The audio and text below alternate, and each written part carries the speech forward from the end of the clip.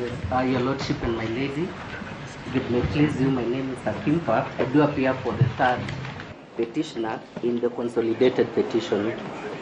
Your Lordship, mine is just to put into context the Supreme Court decision in Dari and 5 others versus East African Development Bank. So, Your Lordship, in that particular matter, I want to say that, first of all, it was before the Supreme Court, and notwithstanding the doctrine of necessity, the Supreme Court considered that the right to a fair hearing by an impartial tribunal was so sacrosanct that the Supreme Court did not even consider the doctrine of necessity.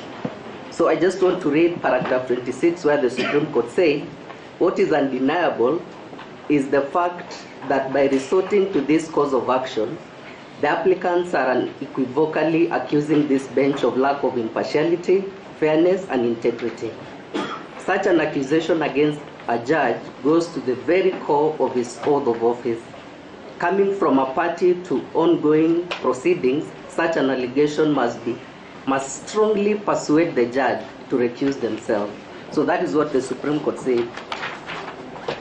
So, Your Lordship, in that particular paragraph, the Supreme Court is saying that if there is an allegation, especially because this instance is actually almost same to that, because there was a complaint that was lodged against that bench before the Judicial Service Commission. I have heard today that the first petitioner has already lodged a petition before the Judicial Service Commission.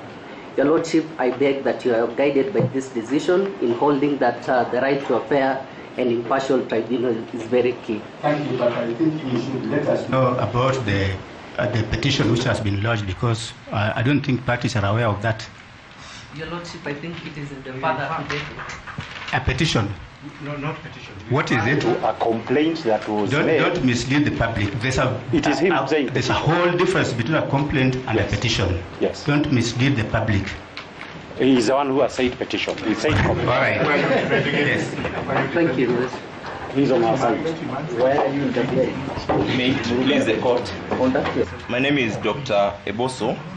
I'm from Vihiga County, and I'm petitioner number 11 in the consolidated petition in the cohort 1.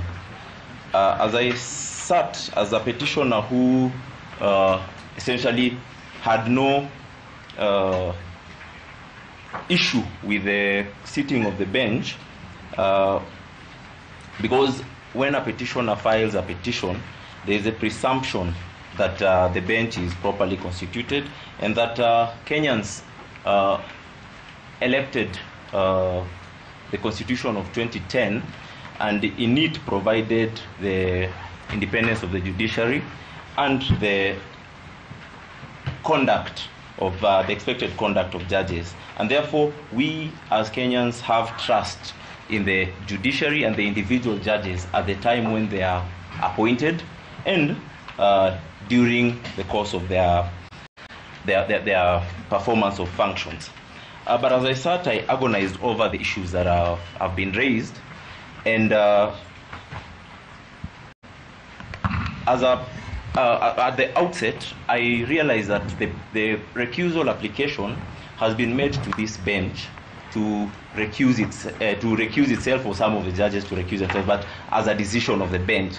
And I agonized over whether recusal proceed or the place of recusal proceedings in a setup like ours, and perhaps this was amplified by the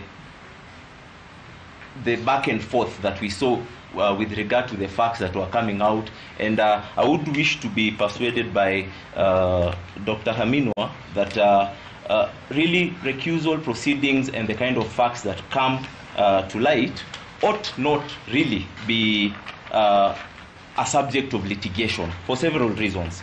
One, recusal proceedings are really against individual justices, and they relate to the personal conduct which really lies in the mind and conscience of the individual judge.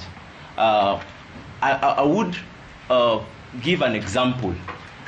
Suppose we ask the bench for one of the judges to recuse themselves, and 2 of the justices disagreed with the recusal, but the very judge who we are asking to recuse themselves. Would we then say that this bench